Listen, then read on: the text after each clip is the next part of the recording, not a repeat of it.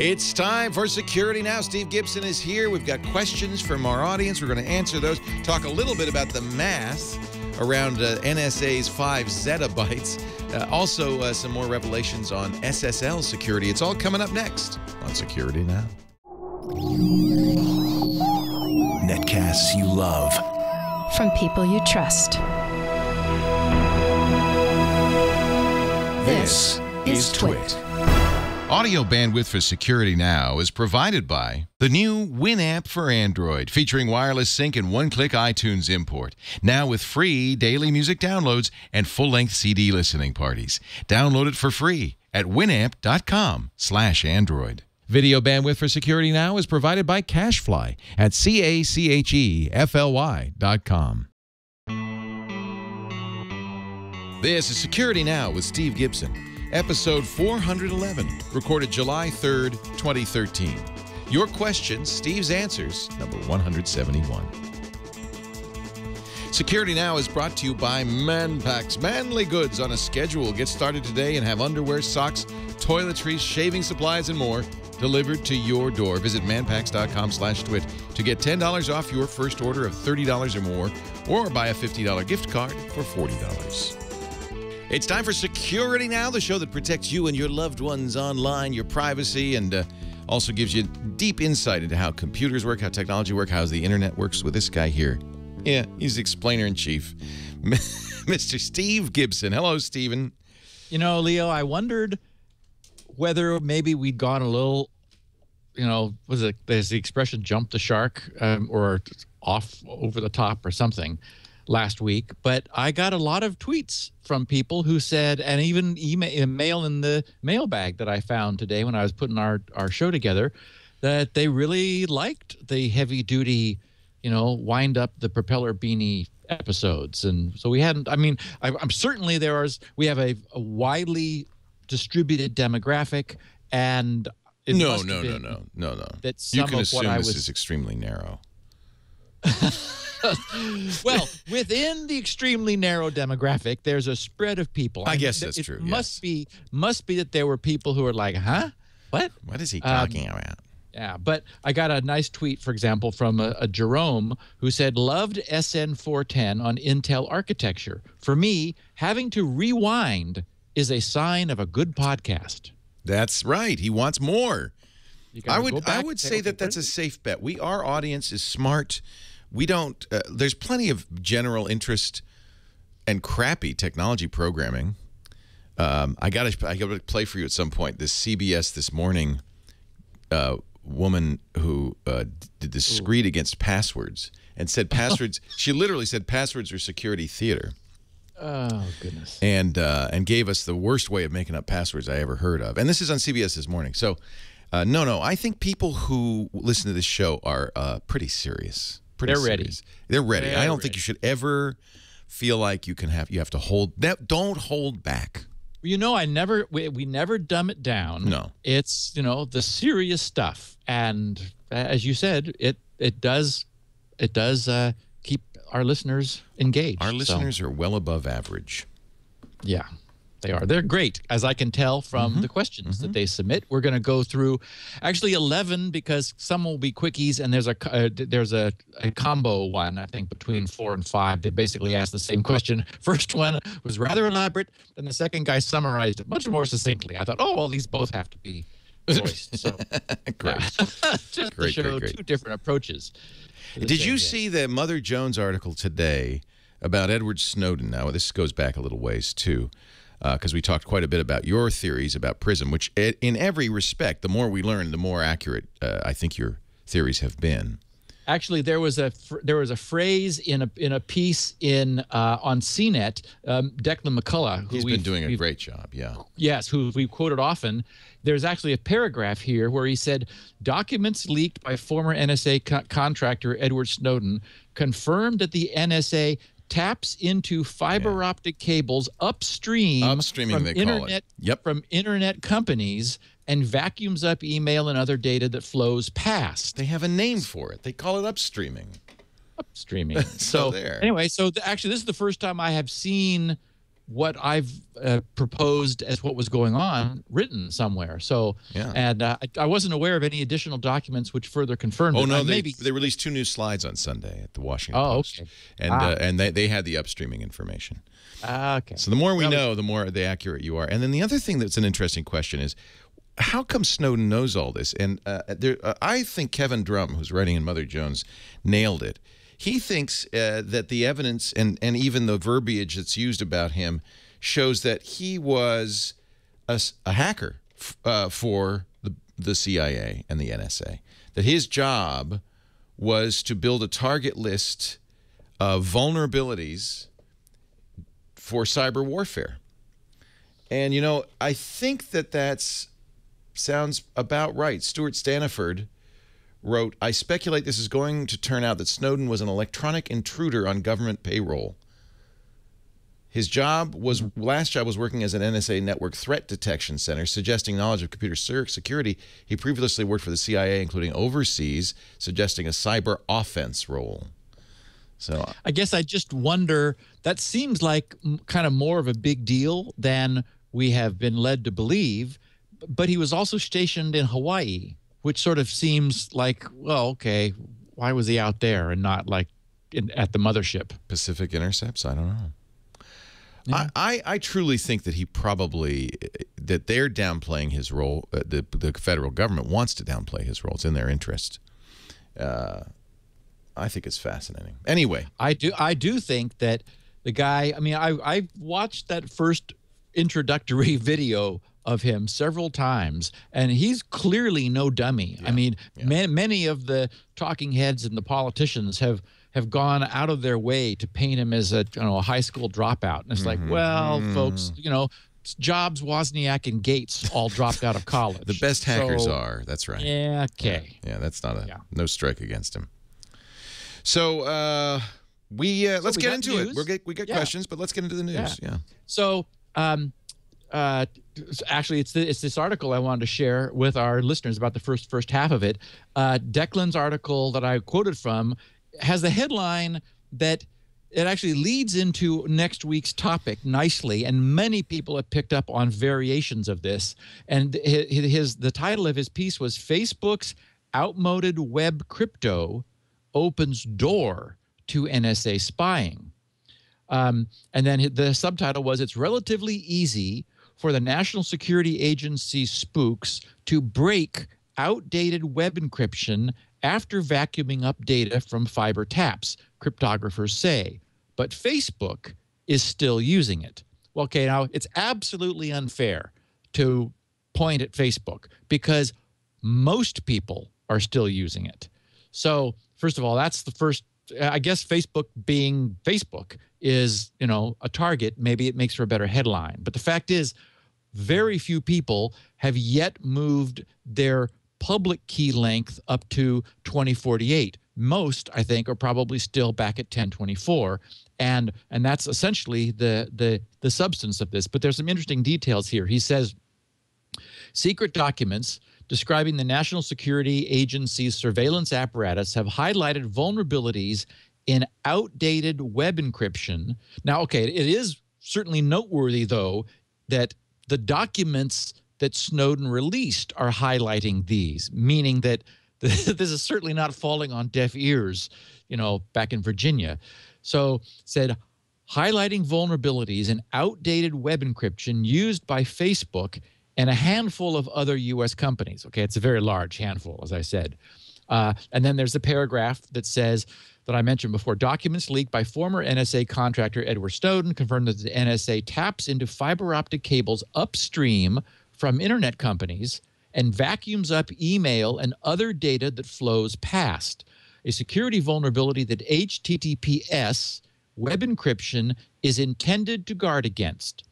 But Facebook, and he says a few other companies, but I don't think that's accurate, still rely on an encryption technique viewed as many years out of date, which cryptographers say, well, for example, all of Google's certificates are 1024. They've got more than anybody else. Well, few other companies still rely on an encryption technique viewed as many years out of date, which cryptographers say the NSA could penetrate reasonably quickly after intercepting the communications. And this will be the topic of next week. We're going to delve back into the security setup protocol of SSL TLS in order to look at this question of what can you get knowing what from captured communications, and how does the so-called perfect forward secrecy help to prevent that? So it says Facebook uses encryption keys with a length of only 1024 bits, while web companies including Apple, Microsoft, Twitter, Dropbox, and even MySpace have switched to exponentially more secure 2048-bit keys. And so, okay, there's a handful who have. That they've only done so recently, because that's only recently. Essentially, this is another side effect benefit of the fact that certificates are expiring constantly. Remember that they only have a 1, 2, or 3 year life. EV certificates only a maximum of 2 years. So, I've grumbled about that in the past, saying, well, it's a pain on the butt and it's expensive, because you're just continually shelling out cash to the people who are signing your certificate to say, yes, we've proven yet again that you are still you. The flip side is that this deliberate expiring of the certificates does allow for this kind of rolling upgrade. That is, if at a certain time processing power has increased to the point where a 2048-bit certificate is no longer considered burdensome to use in establishing a connection, well, then let's get that. I mean, you could still ask for 1024. In some cases, it's believed to help with compatibility, but everyone now is using 2048. And for example, GRC is. I was at 1024 until just the holidays, when I replaced all the servers and updated everything. So, this is really just sort of happening. We're in the cusp where we're beginning to switch over. And continuing from the article, Aaron Tromer, an assistant professor of computer science at Tel Aviv University, who wrote his 2007 dissertation on custom code-breaking hardware, said it's now, quote, feasible to build dedicated hardware devices that can break 1024-bit RSA keys at a cost of $1 million per device. Each such dedicated device would be able to break a 1024-bit key in 1 year, he said. Okay, so yeah, exactly. Okay. Now this is something that scales, though. Right. So for $100 million, you could do it in 3 days. Well, exactly. They're exactly perfect. So realistically, quoting still, realistically, right now, breaking 1024-bit RSA should be considered well within reach by leading nations and marginally safe against other players, Tromer said. Quote, this is unsatisfactory as the default security level of the internet. And that's really true. It is time to give up 1024-bit keys, especially given the fact that we recognize security as a function of how much you want to break it. And unfortunately, there's very little doubt anymore about what the interest is in breaking security. One could presume that this Utah data center would have $1.5 billion custom ASIC facility that would crack this stuff in less than a day. This right? next line in the next line in the article is the NSA's budget is estimated to be at least $10 billion a year. So, they'll have to put up their walls and put up their power plant and buy their 5 zettabytes of storage. But then they're going to say, okay, wait a minute, let's start building cracking boxes. Yeah, and we have one to of assume. these. It's on the list. We have to assume. And in fact, I tweeted maybe 3 weeks ago, I made a tweet that was sort of prescient in this regard. It said something like, capture everything, brute force decrypt selectively. Yeah, and presume that in time you'll get the capability to break other stuff. Yes. And that's why they're saving the PGP, Tor, and all of that stuff, because they figure, well, we can't crack it now. Now, if you go to 2048, that's more than doubling the amount of time. That's exponential, right? It's exponentially more difficult. Yeah. Yes, it's like, okay, now we're in a whole new ball game. Continuing, Facebook declined to comment on this article, and I don't, well, I mean, what could they say? Okay, well, we're not alone. That's what I would have said, but maybe just no comments better. A person familiar with the company's encryption development plans, however, said the social network is working on switching over to 2048-bit relatively soon. Encryption that's used to shield the privacy of web browsing is known as RSA, a form of public key cryptography based on the fact that it's immensely difficult to factor large numbers. As microprocessor speeds continue to advance, however, RSA keys with links that were previously viewed as secure have fallen to brute force attacks. And that's really the meat of this article. It goes on to talk about previous cracking and lengths and so forth. But so essentially, I guess I would walk back the screaming headline a little bit and say that not just Facebook, but Google and many other companies who are using still using 1024-bit keys only because 2 years ago or 3 years ago that seemed fine. Well, I imagine everybody will be moving now as their keys expire. And in fact, I did see, I think it was Adam Langley quoted here. He's a neat guy. He and I corresponded. I mean, he's literally maintaining the source code of the security side of Chrome. And it was with Adam that I exchanged email when I wanted GRC to be built into Chrome's SSL only list so that Chrome will refuse a non-SSL connection to GRC. I think it was here. Oh, yeah, here. Langley, the Google software engineer, said his employer could devote some of its massive computing. Oh, this is not what I wanted to read. Could devote some of its massive computing resources to breaking a 1024-bit RSA key if it chose to do so. Okay, well, thanks for that. He says it could be done today. We could do it if we really wanted, but he adds there are better ways to spend millions of dollars in a way that will, quote, advance the state of the art of cryptography research. And actually, we'll be talking a little bit about that later. I'm sure in this article, Langley was quoted as saying of Google that, oh yeah, here it is. He said, Google also uses 1024-bit keys, but in 2011, it implemented a clever trick called forward secrecy, meaning a different key is used for each encrypted web session instead of a single master key that's used to encrypt billions of them. Okay, and that's not quite true because it requires cooperation. So we'll be talking about that. The company said last month it will switch over to 2048-bit keys by the end of this year. And we've already spoken previously about Google's early warning of their intention to do so, and that in that move of going to 2048-bit keys, remember that they said do not use certificate pinning, as it's called, where you're locking on to specific certificate serial numbers. Those are going to break. Do not assume we're going to be using the same hierarchy of signing. Do not assume we're going to be using the same certificate authority as our root, and on and on and on. I mean, basically, anyone who's not been playing by the rules should take shortcuts. Get prepared to be unhappy because we're gonna change everything. So we know that that's happening. And now, says Adam, we would have preferred to move sooner, but operating at the scale we do, client compatibility is always an issue. Everything on the planet seems to connect to us. Langley added, we would have totally eaten the cost and the speed years ago if we could have done it without worries. As an additional precaution, Langley said, Google usually rotates its RSA keys every 2 weeks.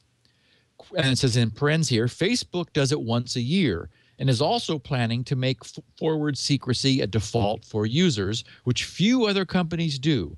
Once Facebook switches to 2048-bit keys and forward secrecy, its users will be better protected against NSA surveillance than almost any other company. And that's, of course, only true until everybody else catches up. So interesting little piece. And I thought that needed some clarification. And it will gives us a little built-in tease for next week's techie topic. Good. Okay, good. There was another one I thought was interesting. Dan Gooden, who we've also often covered, writing for Ars Technica. The headline was How the U.S., in parens probably, spied on European allies' encrypted faxes. A bunch of our listeners picked up on this and made sure I was aware of it. And the subtitle here was Grainy Image Stokes Speculation of Old School Tempest-Style Attack. And since this feeds into the concept of side channel attacks, and we've talked about this sort of Tempest stuff before, I thought this was fun. From the article, Dan writes, U.S. intelligence services implanted bugging tools into cryptographic facsimile devices to, oh, and by the way, the EU is really unhappy about this news. Yeah.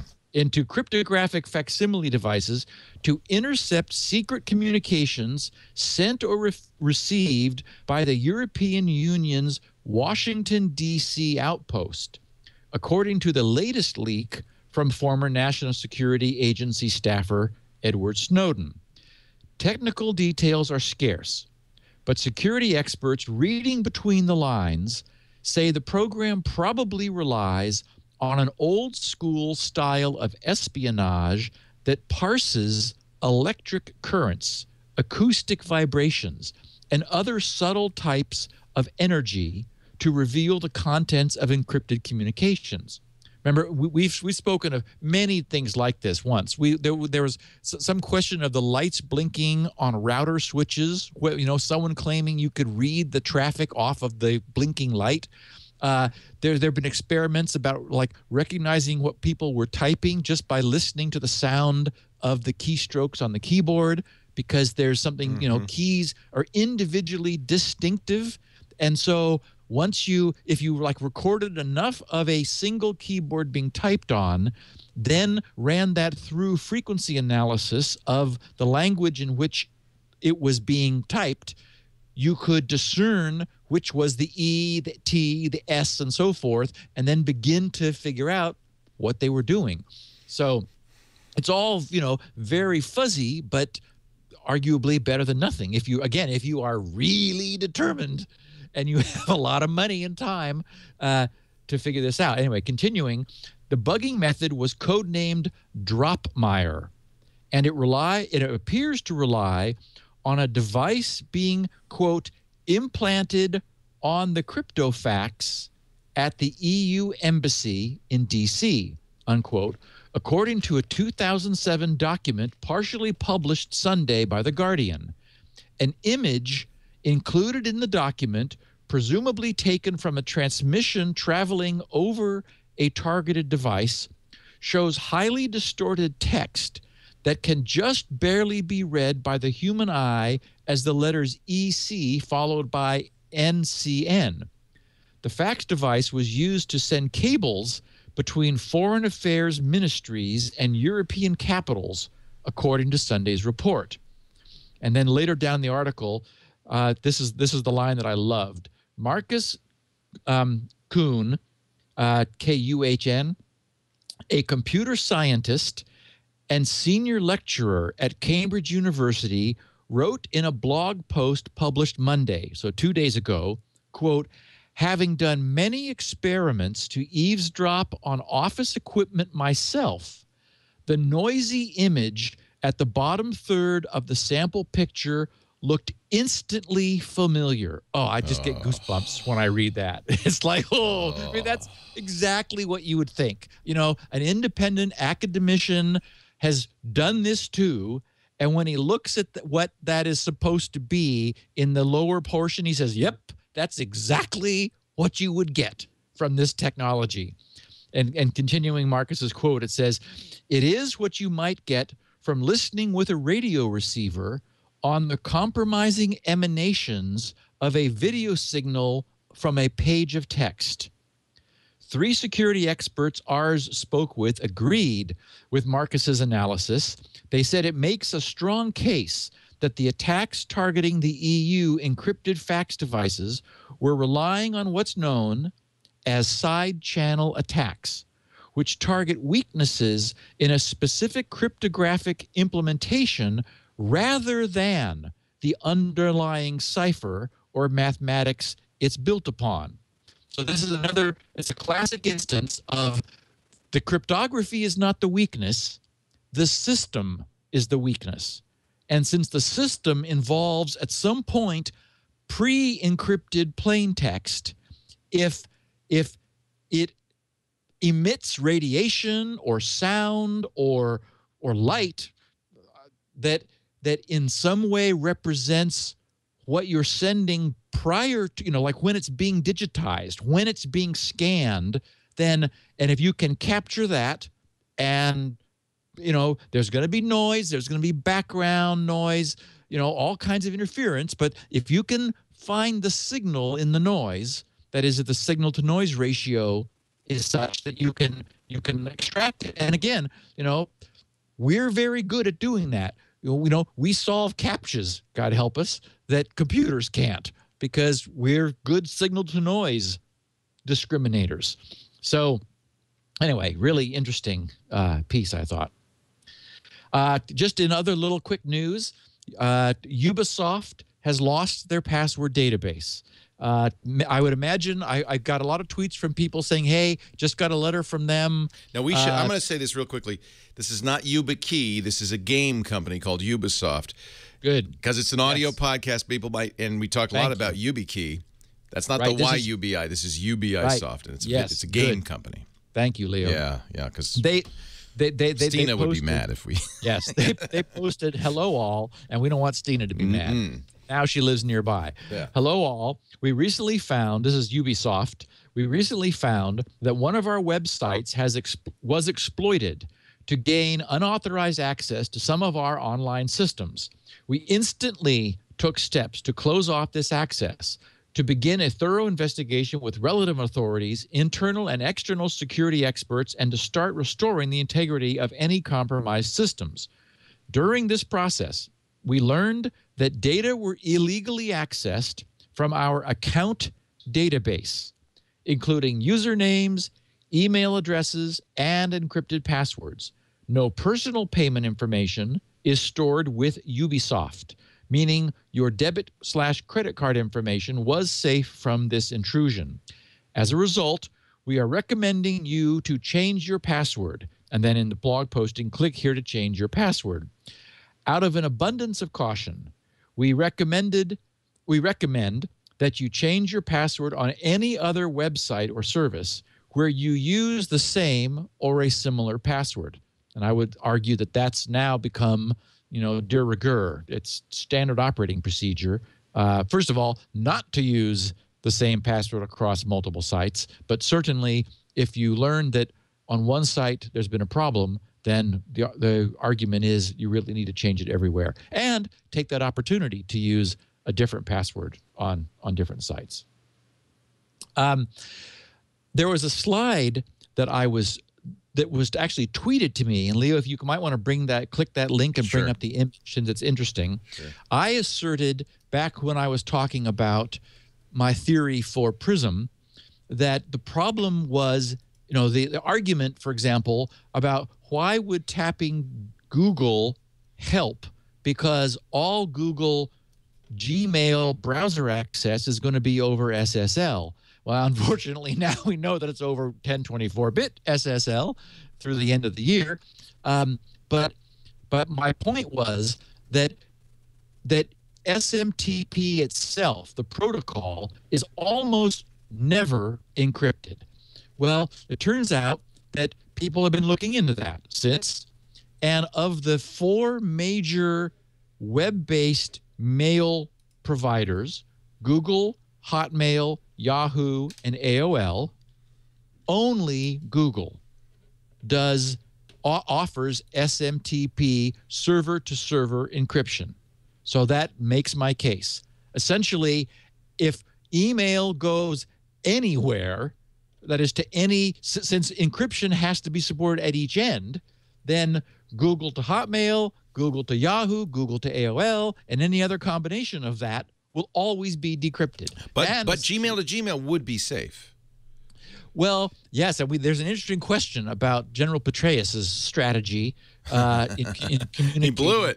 If he just stayed within Gmail, he'd still be the chairman of the Joint Chiefs of Staff or whatever the hell it was. So Google to Google, if we assume that they transit on the public internet over SMTP between data centers. I mean, we know very little about Google's internal infrastructure, but essentially only if it was Google to some other server also supporting secure SMTP would they negotiate security after establishing a connection. But for example, no Hotmail, no Yahoo, no AOL email would ever meet that level, and neither sending nor receiving to or from a Gmail user. So today, unfortunately, there's still lots you can get from tapping a fiber optic link, even though a lot of traffic is encrypted. Once it emerges, it will be decrypted for you.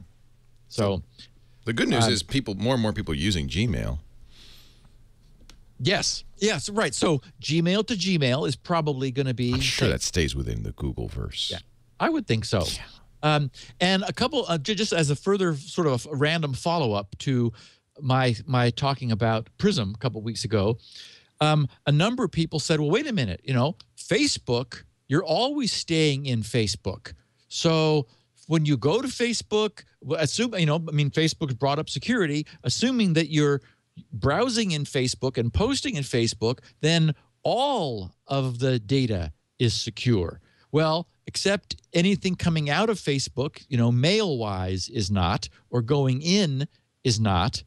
But more importantly, and this is significant, I believe the slide that we saw with that weird-looking timeline, kind of a green arrow with yellow ovals on top of it, what I remember making a note in my mind was that Facebook was added in 2007. Well, the point was Facebook, as we know, only very recently, it was last year in 2012, got serious about HTTP security. They were only being secure during logon, thus the reason that Firesheep was such a problem for them, because their insecure token was being sent back and forth, and we were immediately seeing all these Facebook users pop up at, if you fired up Firesheep at Starbucks, that's what you saw was Facebook profiles. So this is an interesting point, because the FBI has referred to often the going dark problem, as they call it. So what we have is a situation exactly like that, where a substantial amount of time and effort and money and trouble was invested in 2007 in if we're right about what Prism is, in tapping Facebook and as establishing fiber optic taps into the Facebook data centers. And back then, it was a treasure trove, because all of the pages, except for login, were in the clear. Well, the NSA could not have been happy when Facebook did what was a benefit for its users last year, which was to get serious about SSL and first offer the option and then switch it to default, which, of course, is where we are now. So it is unarguably the case that tap that was good for 5 years has largely gone encrypted, which doesn't mean they're not still sucking stuff in, but it's not as easy as it was before. So this is my point being, this is a moving target. And they got 5 years of data.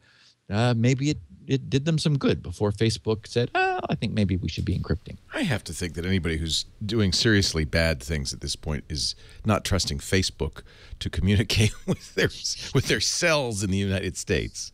Yes. Yes. Although seriously, come on. From a metadata standpoint, all of this adds up for like networking. For example, you might have a network of bad guys talking about their favorite sandwich meat on Facebook, and then doing all of the being sneaky when they talk about anything that involves bad stuff, but their network has still been established using metadata to link them together when they had their guard down. So it's still useful. They never had their guard down. All you have to do is look at Zero Dark 30 Good bad Osama guys. bin Laden was living in a compound where there was no internet access at all. Right. He knew? Yep. Why do you think they live in caves in Tora Bora? They know internet access is a bad idea. They ain't using Facebook to I firmly believe the government doesn't do this to capture terrorists. They do it because it's a great way to get, even. Leo, they do it because they can. They can. Yeah. Useful.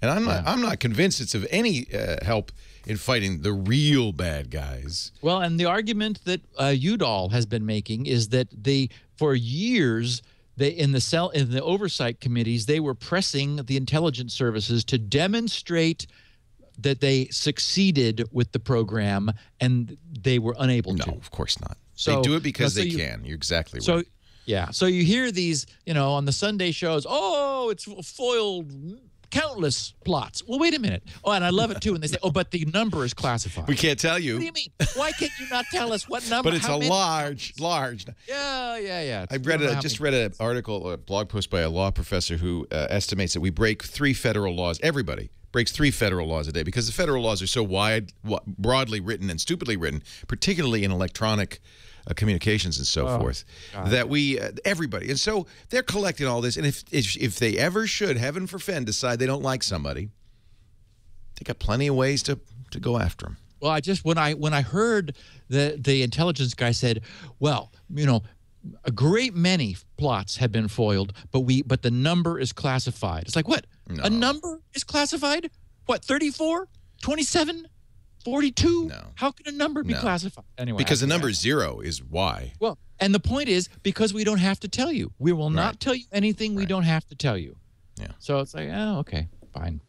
Now, okay, I don't get this. This seems like the strangest thing ever. So we'll try to figure out. I've got 2 topics under the category of browser watch.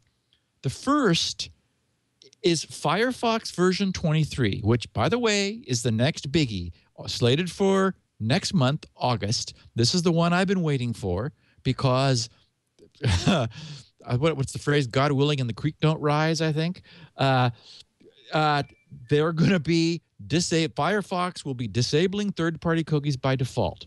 But something else happened in the version 23 development channel, which really sparked off a firestorm. They have removed the checkbox to disable JavaScript, and they re-enabled JavaScript if it was previously disabled.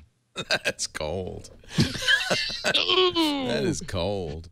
Wow. So updating to version 23, the next one, because I just got 22 when I restarted the browser, silently enables previously disabled JavaScript. No warnings, no pop-ups, no notices at all, and removes the ability to disable it from the UI. So this caused a big ruckus.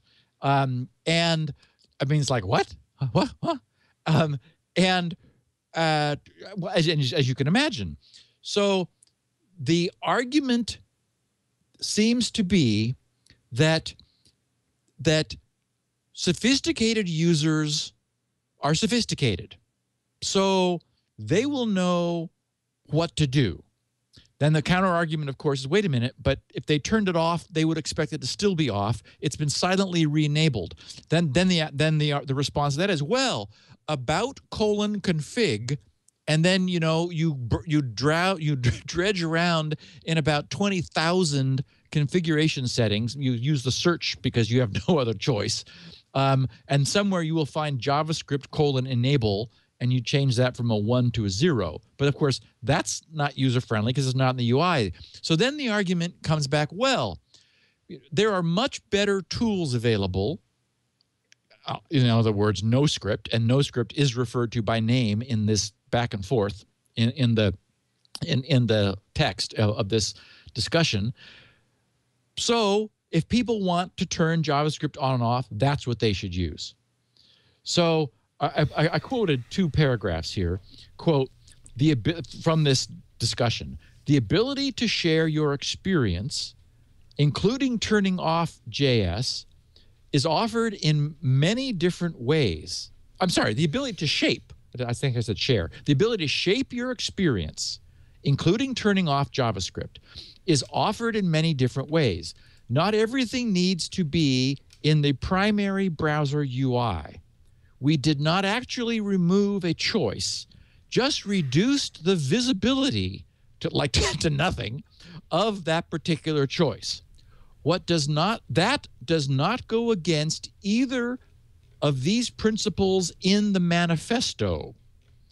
And then they said, again, quote a little bit lower, note that if we removed the preference from the UI but left JavaScript disabled, this would make life really hard for non-expert users, and I'll add parenthetically who were expert enough to turn it off, apparently, that accidentally changed this. That, if you were told turn off Java and you hit JavaScript and then the web broke, I can see that's not an unusual circumstance. Well, some of this may be just to avoid tech support calls, Actually, that's exactly, there was an argument in there that the IT people will be happy because they get tech support calls when people turn off JavaScript and then things break and don't work. Right.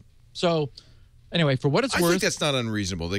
We're smart enough to know, it's turned on, or use no script. And it is the case that okay, first of all, you're not using IE. So you've made your first big step. Right. But again, a lot of people do this stuff because they hear people tell them, you got to use Firefox, and don't forget to disable Java. And then they disable JavaScript. The web is broken. Good point. I think that's not. I mean, and you have to argue. I mean, your argument is sound, and that is that there is a big ambiguity between Java and JavaScript. Right. So much so that people thought one is a scripting version of the other, which we've disabused everyone of. Is Java turned off by default? Versioning is definitely verified now. I don't remember whether it's off by default. And Web 8013 makes a very good point. You shouldn't just turn something back on, by default, because that's not appropriate either. I know. Give them a pop-up and say, "Hi, we noticed that in moving from 22 to 23, we're removing this from here. We moved it over there. And by the way, how do you want your new default to be?" Right. That would be fine. Yes, no one would argue with that. Although, again, confusing for grandma or grandpa, and that's the problem. Good point. And now they're doing silent updating, so it's like, wait, whoa, what do you mean updated my browser? But to silently turn back JavaScript, turn JavaScript back on if someone had turned it off, it does seem like that's wrong. That doesn't seem right. Yeah. Hey, I just wanted to mention somebody in the chat room said that Doug Engelbart has passed away. Oh wow. Yeah, 88 years old. He had a good run. Great run. Inventor of the computer mouse. Yep. While he was at SRI, I remember interviewing him on the Screensavers 10 years ago, and just a legend. So just thought I'd mention that. Second browser update is okay. I don't think this is going to turn out well, but it'll be interesting to see. Chrome is experimenting with a new protocol that Google has put together called QUIC. It's an acronym, which we are to pronounce QUIC, of course. Stands for Quick UDP Internet Connections.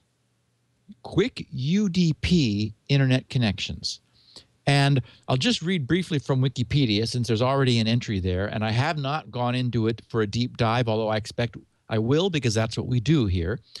Quick supports a set of multiplexed connections between connections. Remember, that's an important word, because UDP is a connectionless protocol. TCP is a connection-oriented protocol. So what essentially they're doing is TCP over UDP, which is, and therein lies a story.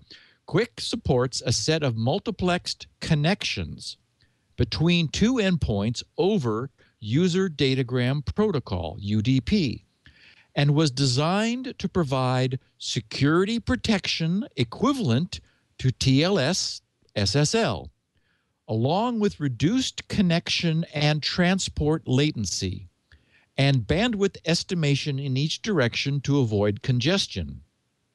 The protocol handles packet loss well. Besides packet level forward error correction, QUIC aligns cryptographic block boundaries with packet boundaries. So the impact of packet loss is even lower. I mean, these are all really exciting things. QUIC also allows higher level application protocols such as SPDY to reduce or compress redundant data transmissions such as headers.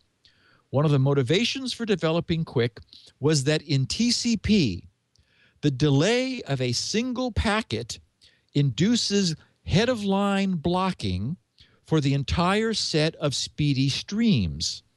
QUIC's better multiplexing support means that only one stream would pause. As improving TCP is a long-term goal for Google, QUIC aims to be nearly equivalent to an independent TCP connection, but with much reduced latency. Goal is zero round-trip time connectivity overhead and better SPDY support. If QUIC features prove effective, they could migrate into a later version of TCP and TLS. So, okay, so my misgivings are that UDP connections are so different from TCP connections. They're different with proxies, which won't pass UDP but do pass TCP. They're different with firewalls. Same goes. They're just it's very different. Also, there is so much technology which has been built into TCP over time, incrementally and carefully. Now, it's all open, public domain, open source. So the guys who are wanting to implement the critical aspects, retransmission and queuing and rate management and buffer. We talked extensively about, buffer bloat and so forth. They can take all the lessons learned, and it is the case that, the problem with TCP is, remember, that it guarantees in-order delivery. The exact sequence in which you put things into your end is guaranteed to come out the other end. Well, that means that if a packet gets lost along the way, then the other packets that have already been sent in send ahead, they will start being saved at the receiving end. And when the receiving end doesn't acknowledge the packet that was lost, the transmitting end, which has been saving up these packets it's sending until it gets the acknowledgement, it will resend the lost one. Well, so that does stall the entire flow. And if you've got multiplexed connections over a single connection, TCP connection, they all get stalled. And also, the idea of aligning encryption boundaries with packet boundaries is brilliant, because you cannot do that in TCP because there's no notion of packets in TCP. In TCP, the application simply sends a stream out. There's no packet level awareness, but that's not the way UDP operates. The application itself generates and sends individual UDP packets. So it can explicitly align the encryption boundaries with the packet boundaries. So anyway, really interesting.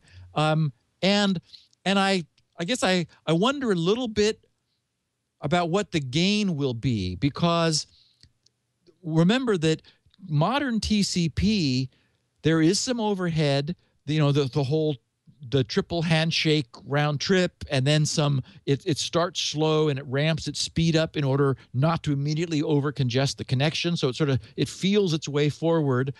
All of that happens per connection, and a browser will normally look like an octopus, sending connections out all over the place if it's populating its page with ads, for example, from far and wide. And boy, when I look at what no script, sometimes I'll go to a site, it's like, okay, I need to enable scripting here. And I look at the amazing list of sites that are being blocked. It's often like 25 or 30 different places that have, they're all wanting to get their scripting into this page. I just think, oh, okay, it's nice if nothing else to know.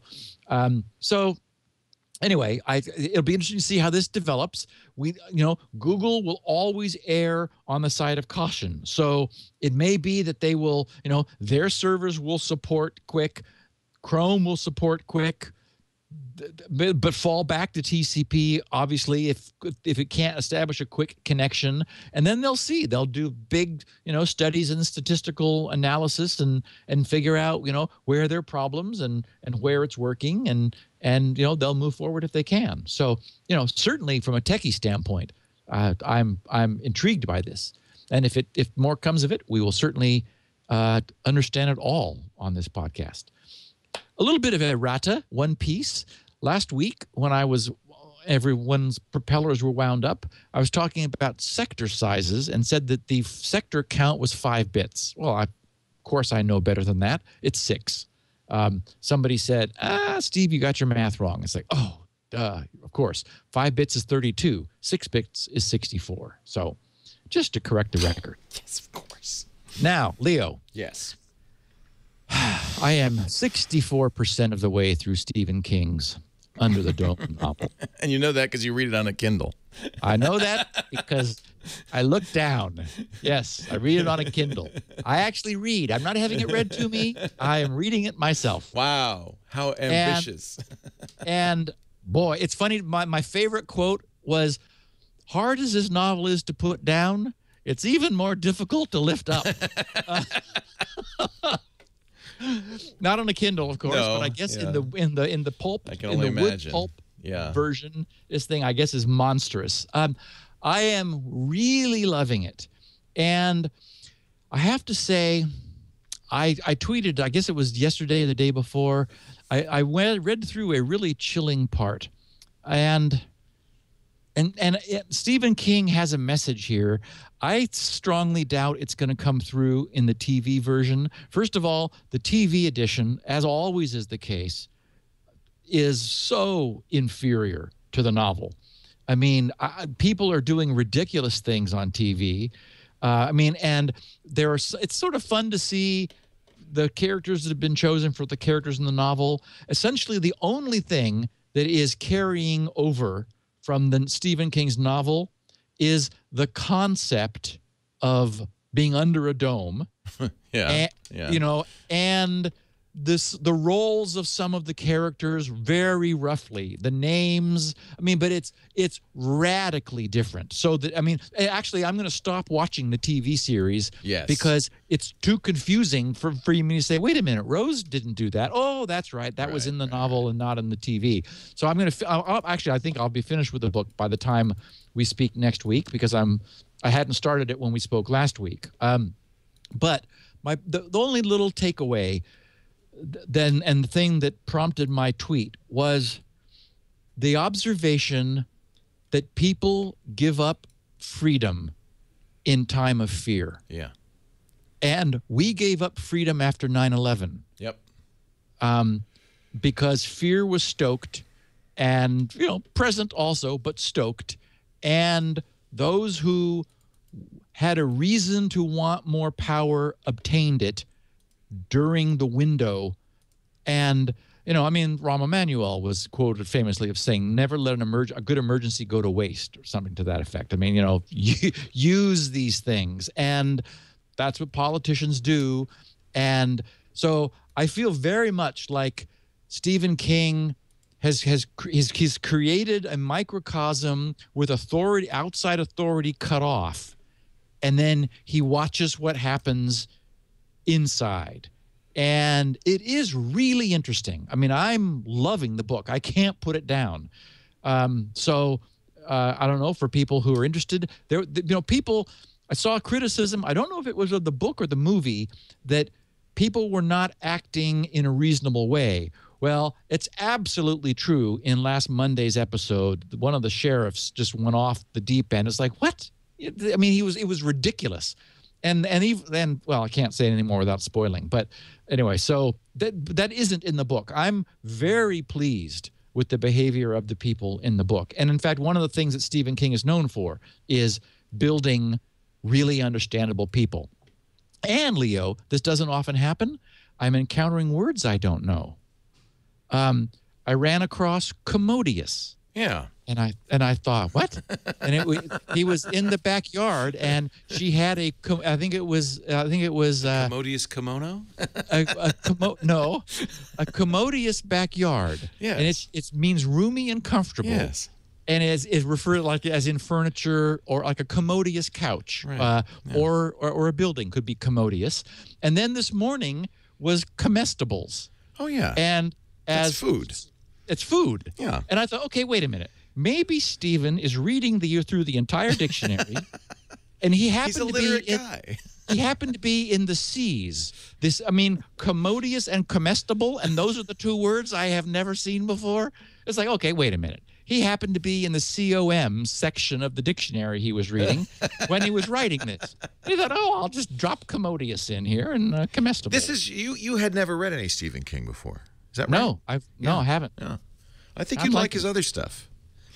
Yeah, well, and he's advertising on the show Dr. Sleep or something. It looks very creepy. Something I don't about know that. Somebody's demons.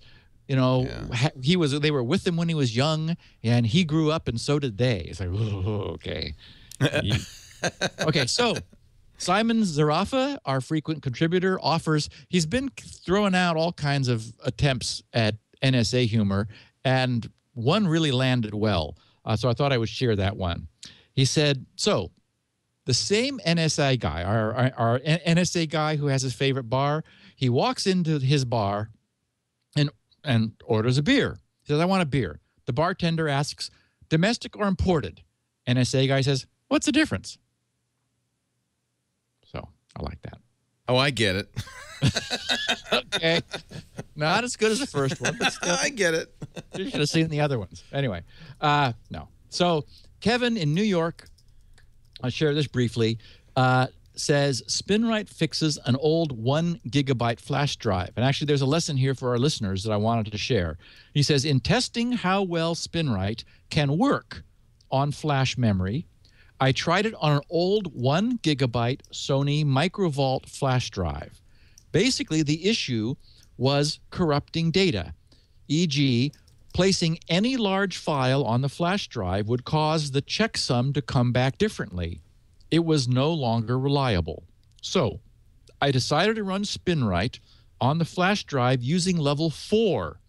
Since I didn't care if it killed the drive, since it is slow, and I love this phrase, I roll over not yet in my grave, and 1 gigabyte is no longer very useful. Okay, what land do we live in now where 1 gigabyte... It comes in a cereal box. That's right. No longer useful. Yeah. Anyway, so, and the point of level 4, of course, is that it inverts the data, reads it back, inverts it again, writes it, and reads it back to verify it, doing essentially a full refresh. And that's controversial on non-spinning mass storage, because non-spinning mass storage is known to have a write cycle life. Anyway, so he says, running it on level 4 completely fixed, in all caps, the checksum issue, though SpinRite reported no trouble. And I can now copy a large ISO, see, that's useful, file to the flash drive. For a CD, not a DVD. For a CD, yes, with no problem. I still do not trust the flash drive for anything important. That's wise. But it was interesting to try it and see what it would do with the flash drive. Now, I wanted to walk back a little bit the prohibition about SpinRite on solid-state storage at anything more than level 1 or 2. Because, okay, it's just 2 writes. It writes it upside down, then it writes it back right side up. So, it's like, yes, you don't want to do it continuously. You don't want to put your swap file on a flash drive, where the light's constantly blinking on your hard drive. But, if you want to do a better job of cleaning up a drive which is a little dodgy, and or maybe if level 1 or 2 doesn't fix the problem, it's not like level 4 is going to just fry it. And maybe just because SpinRight's got superpowers or something. It's just all it's doing is writing it all upside down, then right side up. All the ones become zeros and zeros ones, and then vice versa to put it all back. And that's what this drive needed. So that was cool. I just thought I would give a little weekly update on the progress on the next version of SpinRight. Since sales has not been killed, I really thank our listeners for that, especially because everybody who is buying it will all get 6.1 for free. The last podcast was, of course, about the weird anomalies in the Intel architecture that allowed large access, 32-bit access in real mode, which is normally limited to 16 bits. That's all implemented. It's all working now. I now have a completely mature built-in memory manager, extended memory manager in SpinRight, which is able to go out and explore all of high memory. It maps out all of the regions because there's various weird little chunks that are taken out with the goal of finding for itself 32 megabytes to establish a maximum size transfer buffer, because all of our new drives are able to transfer 64K sectors in a single burst. So SpinRight will be able to do that also. It's also compatible with external memory managers. If you've already got an extended memory manager, it'll see that and use that instead. And next on the list, and this is all just finished yesterday, we got everything wrapped up and tested.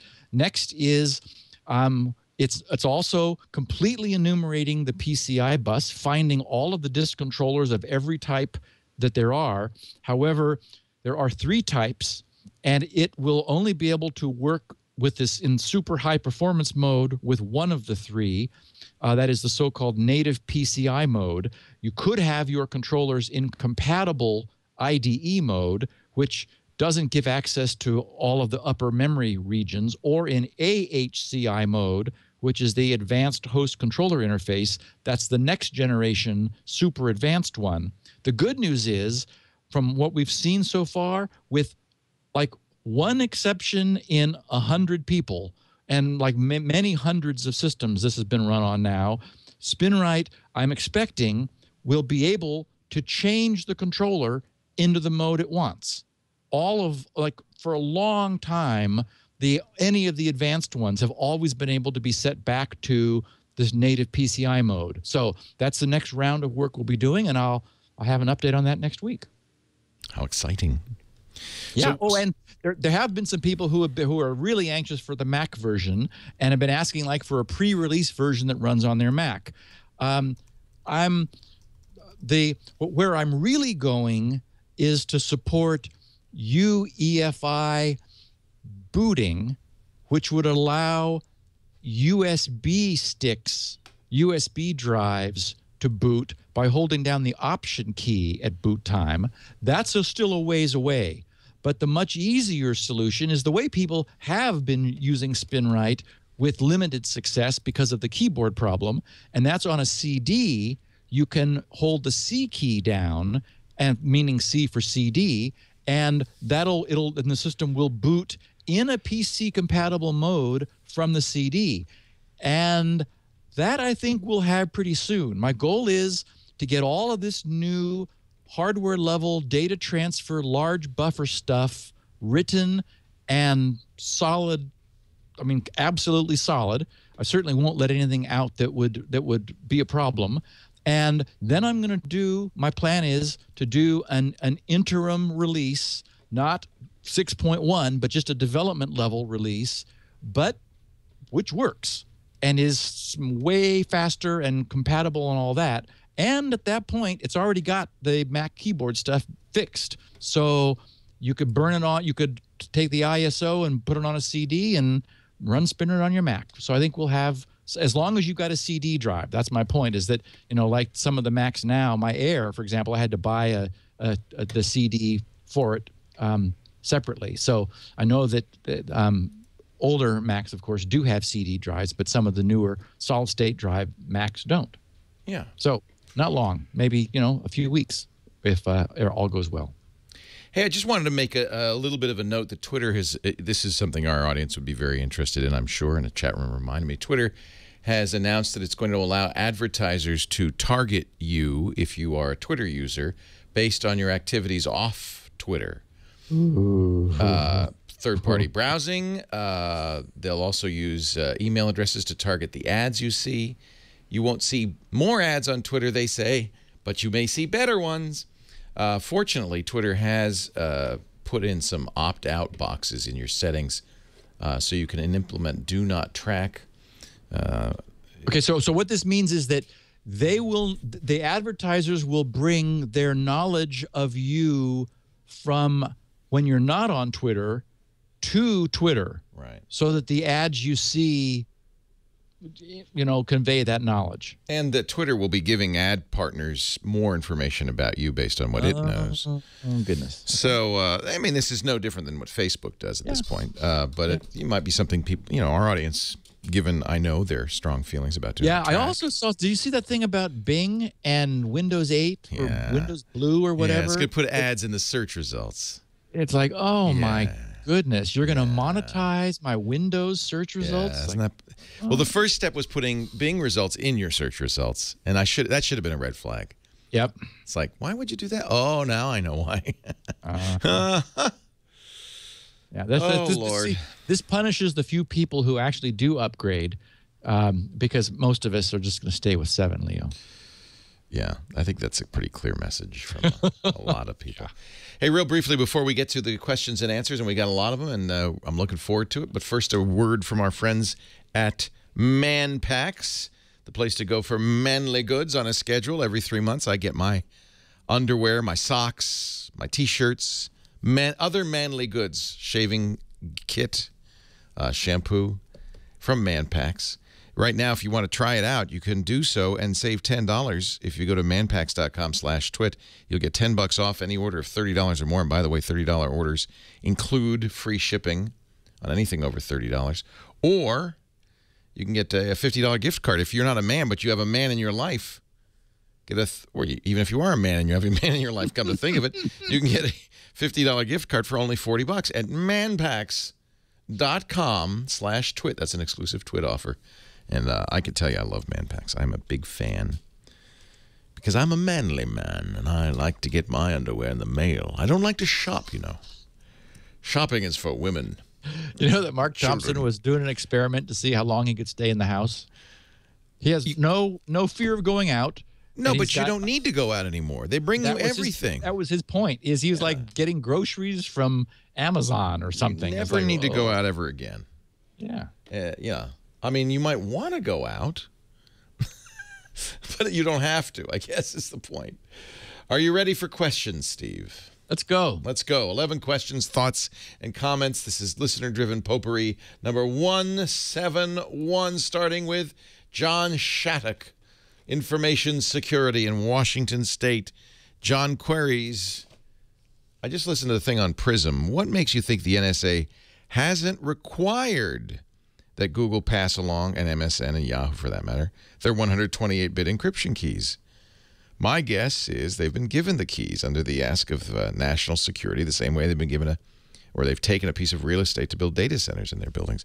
Could they just say, hey, give us the SSL keys? I don't know that they could not. I mean, I think yes.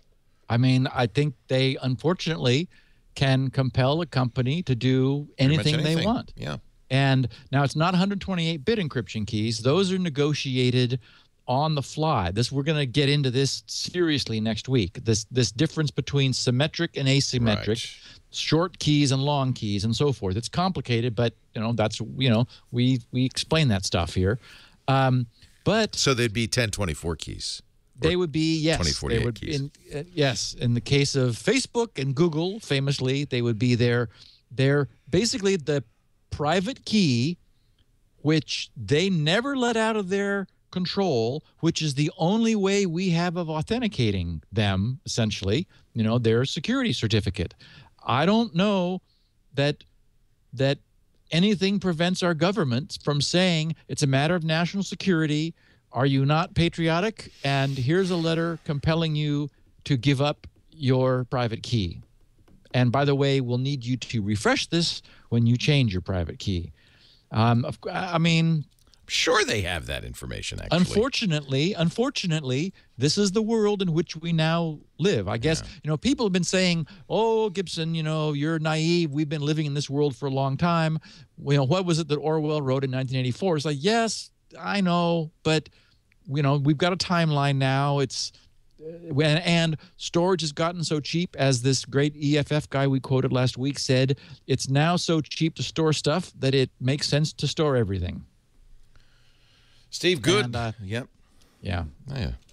Go.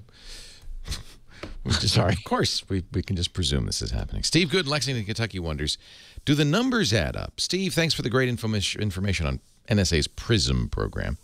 I have a question. If the spooks are splitting and duplicating the data upstream bit for bit, how much data is that? I think we quoted a number from IBM, but I've forgotten.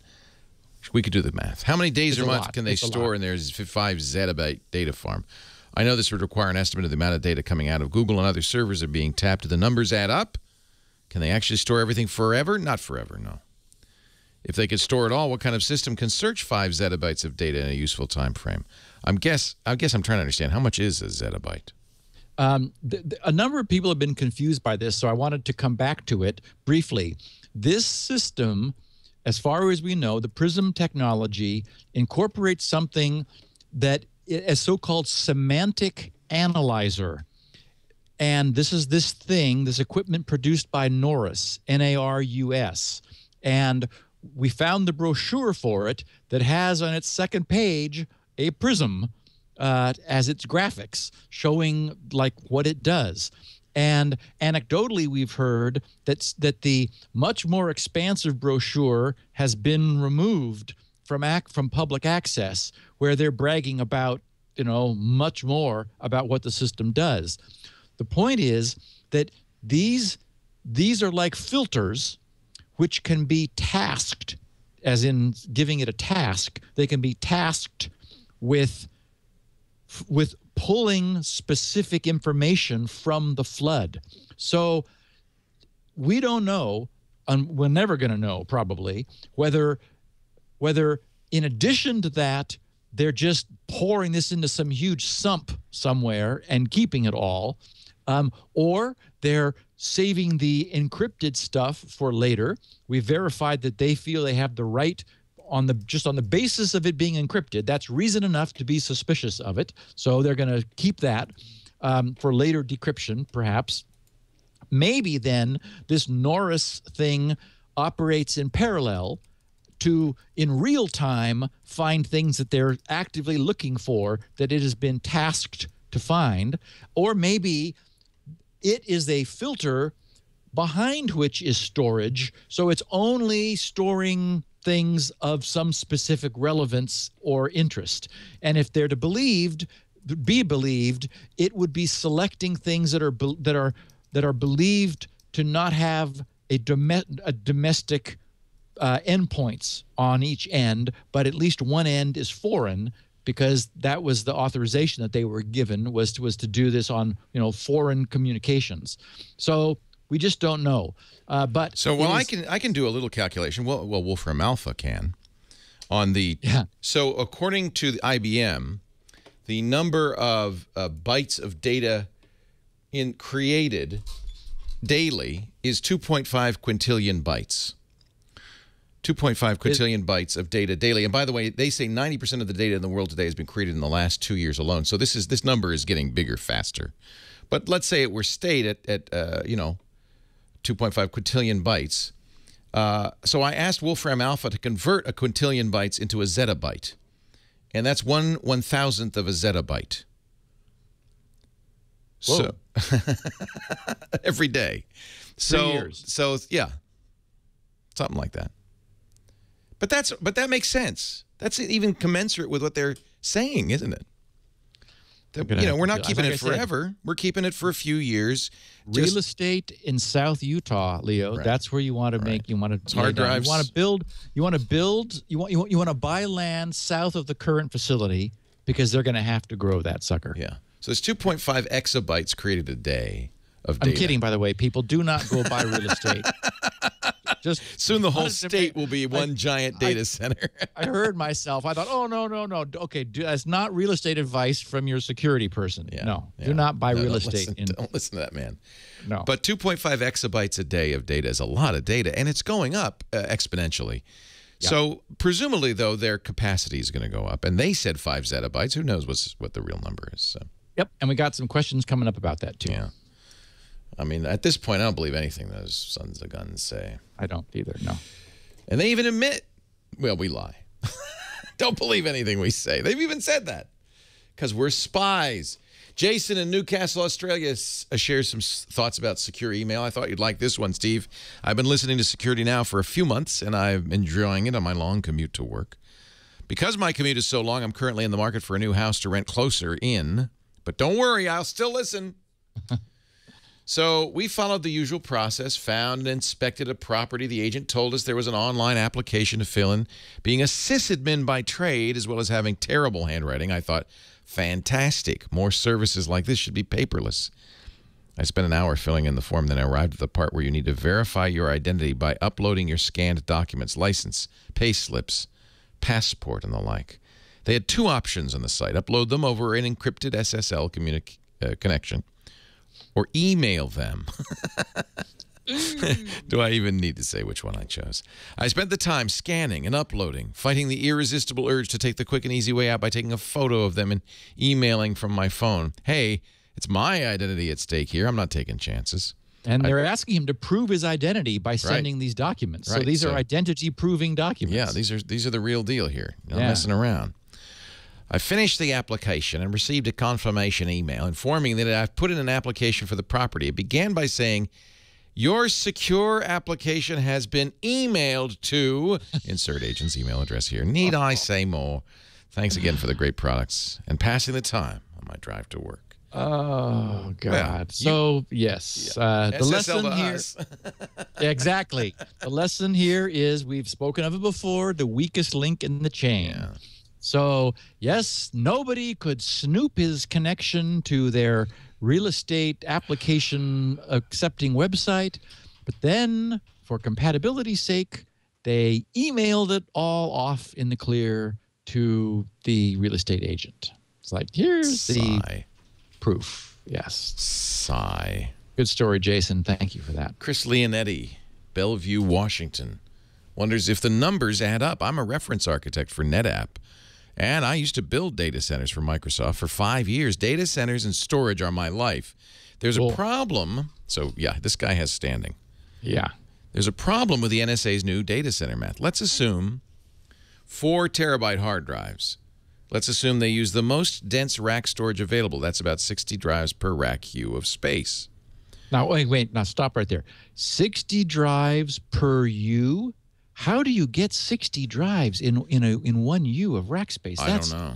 I don't know. That's amazing, Chris. I wonder if it, but that doesn't sound right. I know. In a 40 RU rack, I could fit 600 hard drives. So that rack's got 2.4 petabytes. Baby. Common data center room would, just imagine the cooling. A common data center room and the noise. And the power. And the power. Oh. Would contain 90 racks long by 8 rows wide. That room would contain 1.7 exabytes. This ties in nicely with the calculations we just did, that there's 2.5 exabytes of data created every single day. Using 65 megawatts, I could power about 6 of these rooms. That's closer to 200,000 square feet. The info in the data center states 100,000 square feet of DC space. Really, I thought it was bigger than that. Oh, well, that would give me 10 exabytes. I think the information you have claiming it was a zettabyte must have been wrong. 5 exabytes sounds more realistic, and that's still huge. Just want your podcast to be accurate. You're still talking about 1 million spinning hard drives. For comparison's sake, Microsoft's San Antonio data center is 150 megawatts, 500,000 square feet. And another email from Paul in Dallas simplifies the math even further. I love the show, blah, blah, blah, very high praise. In last week's podcast concerning the NSA and PRISM, you said X number of zettabytes of storage capacity. Surely you meant petabytes or exabytes. To have a zettabyte of storage would require 1 trillion terabyte hard drives. That's just not possible, given the cost of material needed. Have I done my math incorrectly? Okay, so great points, representative of our sharp listeners, many of whom said, Good critical Steve, wait a thinking. minute. I like that kind of critical thinking. Yep. Now, first of all, I doubt that it was a typo because nobody's ever heard of a zettabyte before. So it wasn't like some editor said, what's a big thing? Oh, a zettabyte. So all we know, first of all, this number comes from the NSA. This 65,000. This was their press release, my friends. Yes, this was, this is them saying this is what they're building. Now, one thing occurred to me as I'm looking at the cognitive dissonance that this does set up, of course, is, well, are these hard drives? That is a hard drive today the most dense way we have of storing something? Right.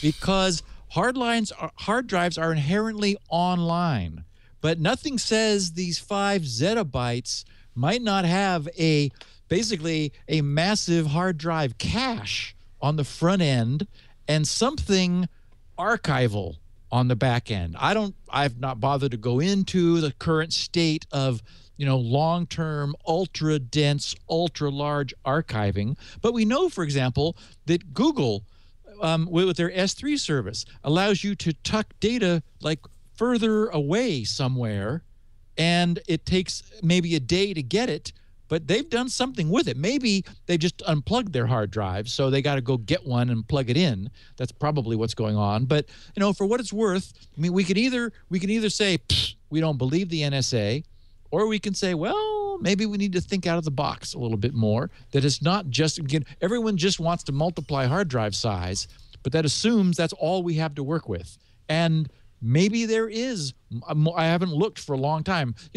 Back in the old days, IBM had all kinds of bizarre technology. They had like spools of magnetic tape, and a robot arm would, it's a big library system, and a robot arm would swing around, grab a spool, pull it out, and stick it into a reader. So there were a limited number of writer stations, but a vast wall of spools. So you couldn't get to them all at once the way you can with a huge hard drive array, but you could get to them eventually. So this is a slide from the Army Corps of Engineers about the plan. And it gives us, doesn't say data storage, but maybe our audience can crunch some numbers here. 65 megawatts, 60,000 tons of cooling equipment, 4 25,000 square foot server facilities. So only 100,000 square feet. Total. Total. So, yeah, I have to think there must be something more dense than hard drives. Maybe not as fast, but more dense. Do we know that there's not a basement? What's in the basement? Maybe there's an elevator that goes way down, Leo. Yeah. Don't know. Salt mines, baby. It's a great mystery. Tis a puzzle.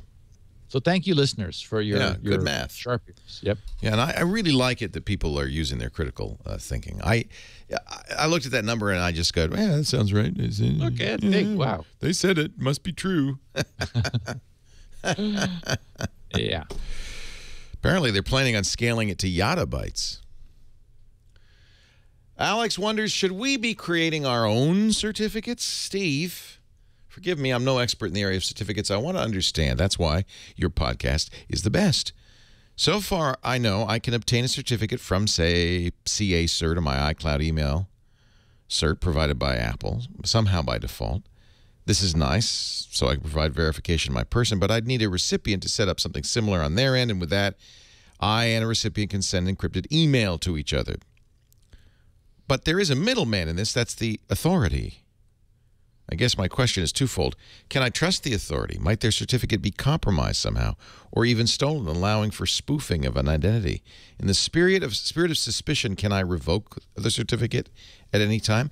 Secondly, can I create my own certificate? The answer is probably yes, but how can anyone verify my certificate is trusted? I'd be interested in scenario 2 because I control the certificate and when it gets revoked and the frequency. Please feel free to edit this question if you intended to use it on their show, but after the NSA situation, I think it's good policy to practice as much encryption as possible. With the internet today, God knows how important your insights are. One last thing. If I do encrypt, how strong should the encryption be? After all, the NSA has teraflops at their disposal. Hey, the new Mac Pro has teraflops. That's nothing. So, zettaflops, Leo. Yeah, Zettaflops. Yeah. Okay, so this is a great question, and I want to step back from it a little bit and sort of look at the meta question, which is, and all of our dialogue up to this point, even just in this podcast, has been sort of nudging us in this direction, which is that the one weakness of the public key encryption technology, the so-called PKI, public key infrastructure, is our reliance on a certificate authority and our need to trust that authority. The authority signs our certificate, and if we trust the signer, then we trust the signing. So the problem is, if we build a system based on that, that is the weakness. And as we saw, if the NSA or law enforcement compelled Google to give up their private key, if they compelled VeriSign to give up their private key, the trusted root certificate authority. I mean, why stop with Google? Go another link up the chain. Get the root authority private keys. The point is, I don't want to get people worried about, whether their tinfoil hats are tight enough or not. But we're at a point now where we're seriously reconsidering the trustworthiness of the public key infrastructure for, on a theoretical basis. And again, people can say, well, Gibson, it was never trustworthy. It's like, well, okay, but we now have more reason for tinfoil than we had before. So my bottom line for Alex is the only way that we can have security moving forward, if that's what we really want, is to no longer use the public key infrastructure. And that's essentially what I was referring to last week when I was talking about the Threema communications tool for Android. And I don't remember if it's iOS also. I think it is, but not yet BlackBerry. There you have like 3 levels of authentication. The highest one, where you get 3 green dots, requires that the 2 devices be set face to face so they can simultaneously cross snapshot each other's key. And the point is, we only require trusting a third party when that's not possible. When the 2 parties, the end parties, cannot meet physically, we have to trust a third who has essentially met them each. So the third party has met Alice and the third party has met Bob and is able then to assert to Bob and Alice that they are each who they claim. Well, if we can't trust that the third leg of that stool, then, Bob and Alice have to meet. When they meet, they can securely exchange keys, and that's what we're reduced to, essentially. That's where we are today, is rather than trusting a third party, we can arrange to essentially cut any third party out of the loop. And I think we're going to see utilities more and more in the future, like Threema, that say, okay, this is what we do now. I don't know about Windows. Mac has a easy way to generate your own certificates, self-signed certificates. You can create one. You can create a certificate authority even, or create a certificate for someone else as a certificate authority. So you can set yourself up as a CA. This is with Apple's built-in keychain access. It's in every single Mac that's shipped. There also is, of course, I use PGP or Open PGP The GNU Privacy Guard is my choice because I like open source software for this kind of stuff. You really want to use open source. Yeah. And the notion there is when you use that is that you create your own keys. No one else has access to your private key except you. And then you send your public key to a key server. And then what you want to do is you could either have a signing party. This is the thing you talked about, where you get together in physical presence and you sign people's keys. Because the more people who said, yeah, that's Leo's key, the more likely it is, in fact, Leo's key. Right. And so what I can do is give out the hex number. It's I don't know, it's 10 digits or 10 hex digits. That is my key, and say, that's me. I could do it out on the air, for instance. Say, please sign that key. That is me. And then people would sign it. So that keeps a government party out of it entirely. You still no one has your private key if you generate your own certificate or you create your own PGP key. And no single centralized authority is making any representations. Right.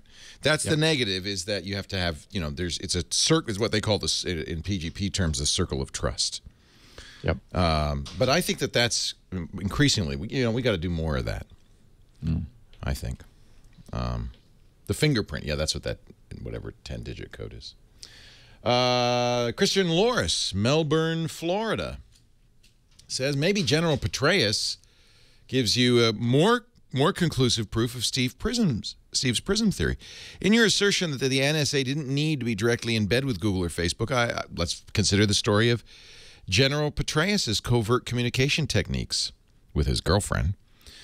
Going on the assumed facts that SSL is secure, and he was using Gmail, I think, right? And that Prism is picking up the streams of unencrypted email and other traffic outside the major providers. General Petraeus communicated with his mistress via a shared draft folder on Gmail. That's pretty clever, isn't it? He didn't even mail them. He had he just would create a draft and save it, and they both could log into that server. He knew that almost anybody communicating with Gmail's website is not suspicious to the NSA collection efforts. Too many people use it to make it interesting in most circumstances. Gmail's SSL is secure and or difficult to break, unless the NSA has a very specific set of traffic it wants to crack or has their private keys. NSA Prism would need some very specific information before getting a warrant that Google would be happy to comply with. General Petraeus and his mistress would securely connect to Gmail, leave emails for each other in the draft folder of their shared account. Boy, that's clever. I'll have to remember that next time I want to have a girlfriend. The message would never leave Google's data center and never be seen by Prism. Yeah. This pretty much backs up the fact that many of the Googles or Facebooks may not have been complicit in the spying. At the time Petraeus was caught doing this, it was also commented, this was a common technique used by drug dealers and terrorists to stay off the radar. This points to an awareness of the types of collection efforts that might be in use by law enforcement or the NSA. Yeah, you'd think Petraeus, what was he? He was the head of the FBI, right? What was his job at the time? I can't even remember. I think he was in Afghanistan. I think. Yeah, but then he came home and he was. Yeah, director of the CIA. He was a CIA director. Well, okay. So presumably he knows and knew what's going on, all about Prism, right? Yep. And knew what the capabilities were, and thought. And he probably thought though that he wasn't a subject. Anyway, at the time I thought this was silly for them. He didn't want. Yeah, go ahead. I'm sorry. But now, in light of everything we've learned, it actually makes sense. So he was doing what he thought would be safe, and obviously, now as I remember, I think he turned over his Gmail when he was being investigated. I don't think he turned over his resignation. Well, but I'm trying to remember the whole deal there. But it is germane. The director of the CIA considered this a relatively secure method,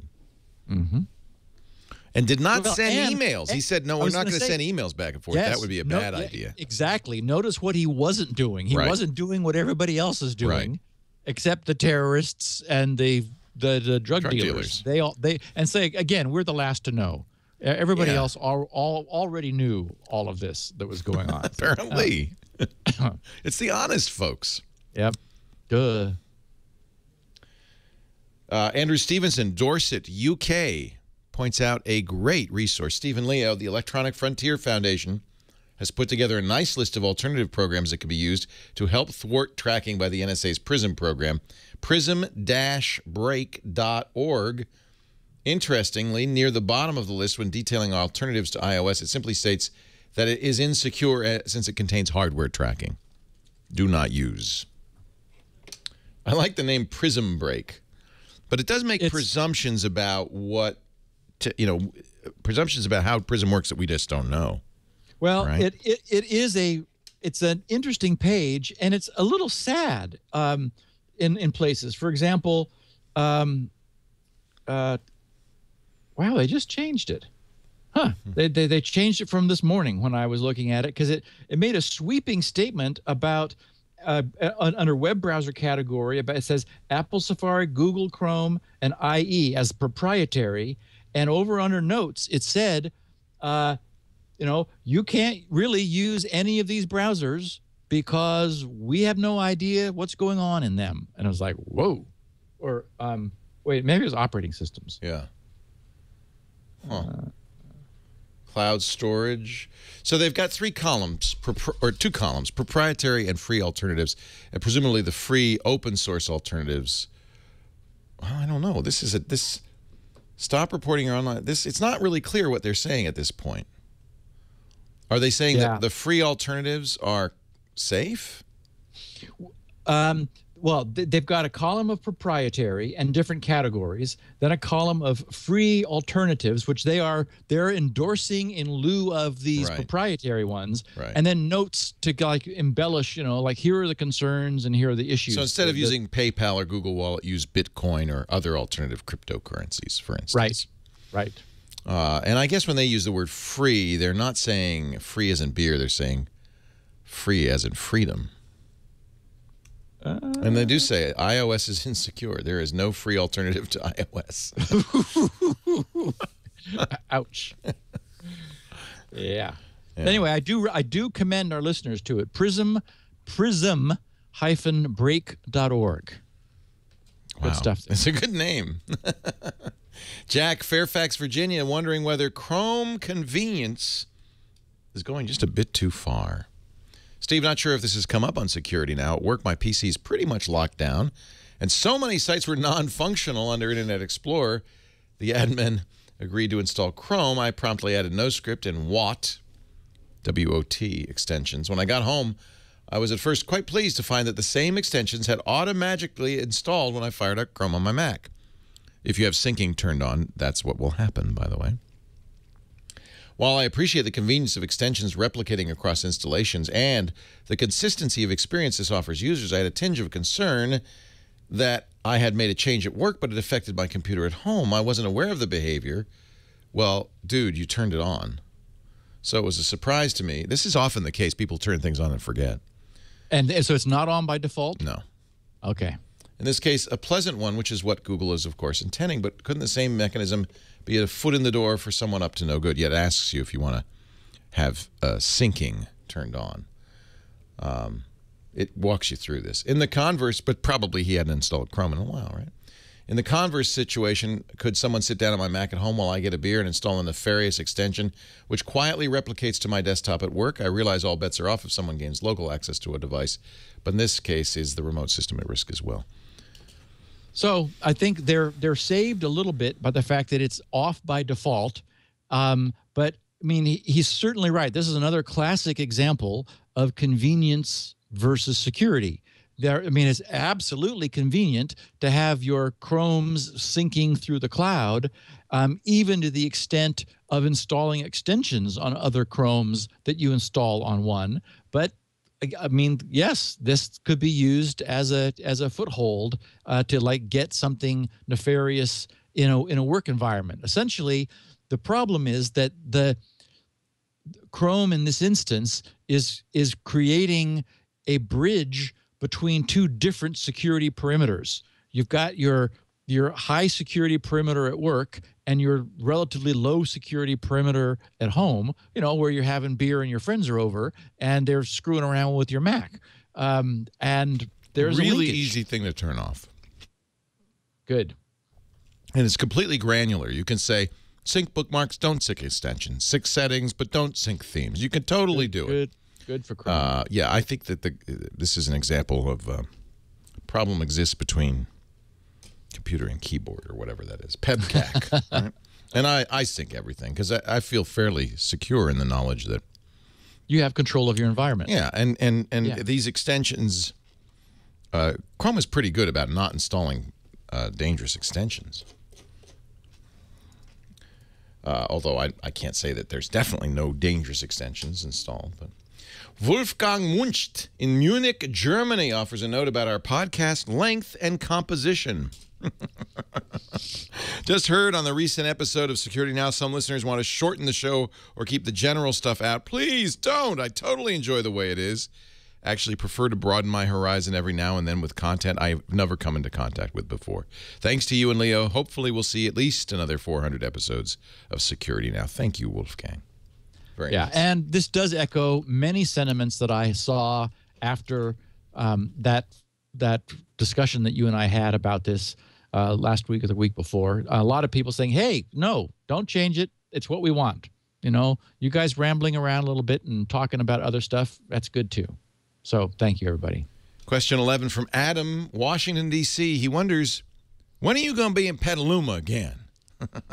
Steve, I'm a high school student, rising senior. Congratulations, Adam, from Washington, D.C., who over the past 2 years or so has become an avid listener of Security Now. This gives me hope for the youth of our nation.